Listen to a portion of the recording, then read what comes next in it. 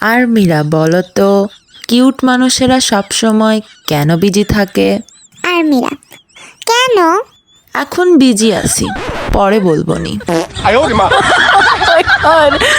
দেখে নিবেন, এই যে নতুন বছর আসছে না, এটাও 1 বছরের বেশি চলবে না।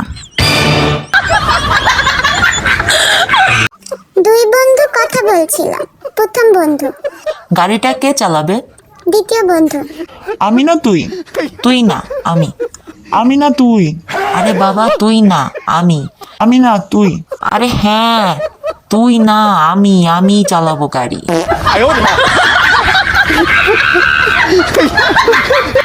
একটি অনেক পুরনো গল্প আছে, এতই পুরনো গল্প যে আমারও মনে নেই।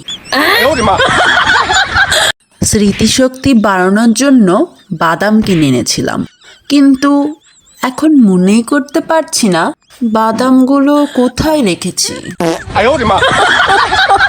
প্রথমে আমরা মনে করতাম আমরা মানুষ, কিন্তু ইউটিউব ব্লগাররা আসার পর জানলাম আমরা হ্যালো গাইজ। তোমরা কি জানো পরোটাকে ইংরেজিতে কি বলে? জানো না? আরে গাইস, তোমরা ইংরেজি কবে শিখবা? পরোটাকে ইংরেজিতে বলে পরাঠা। পরাঠা। এক যাত্রী রেল স্টেশনে নেমে ভিকে জিজ্ঞাসা করল। আচ্ছা ভাই, এটা কোন স্টেশন? ভি হাসতে হাসতে বলল, আরে ভাই, এটাও জানেন না? এটা রেল স্টেশন। এই যে শুনছেন, আপনি কি আপনার ভুঁড়ি নিয়ে দুশ্চিন্তায় আছেন? আপনি যদি ভুঁড়ি কমাতে চান তাহলে ভুঁড়ি নিয়ে অহংকার করুন, কারণ অহংকার পতনের মূল। আমি আগে পাগল ছিলাম, এরপর আমার জীবনে একটা বুদ্ধিমান বন্ধু এলো, এখন আমরা দুজনেই পাগল। আমি ওজন কমানোর ভাবনায় ছিলাম, তখন গাজরের হালুয়া আমাকে দেখলো, আমি গাজরের হালুয়াকে দেখলাম, এরপর গাজরের হালুয়ার ওজন কমে গেল, আর আমার ওজন এই তো বেড়ে গেল।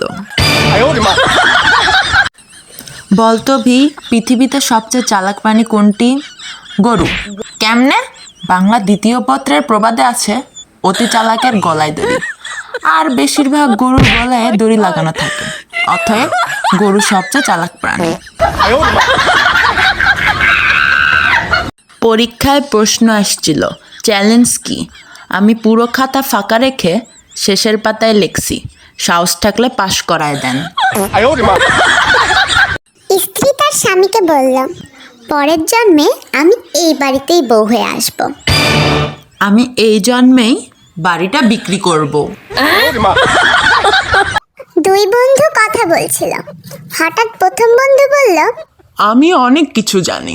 দ্বিতীয় বন্ধু বলল, বলতো বন্ধু, যে বেশি খেলাধুলা করে তাকে কি বলে? খেলোয়াড় বলে। তাহলে বলতো, যে বেশি জানে তাকে কি বলে? কি বলে? কেন? জানোয়ার। বাহিরে মাইকে একজন বলছিল, মাত্র 100 টাকায় পুরো পরিবার 10 বছর বসে খেতে পারবে। পুরো পরিবার 10 বছর বসে খেতে পারবে। আমি ঘর থেকে বাহিরে যেয়ে দেখি মাদুর বিক্রেতা ছিল।